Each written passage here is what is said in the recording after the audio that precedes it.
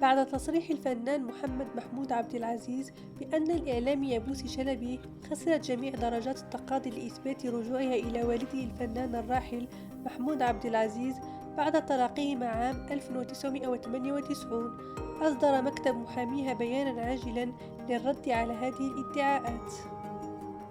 نشرت بوسي عبر إنستغرام نص البيان الصادر عن المحامي حسام نبيل، والذي أوضح أن ما تم تداوله غير دقيق، وأن النزاع القضائي لا يقتصر على دعوى واحدة فقط، بل يشمل عدة مسارات قانونية لا يمكن الكشف عنها حاليا حفاظا على سرية الإجراءات والتحقيقات الجارية.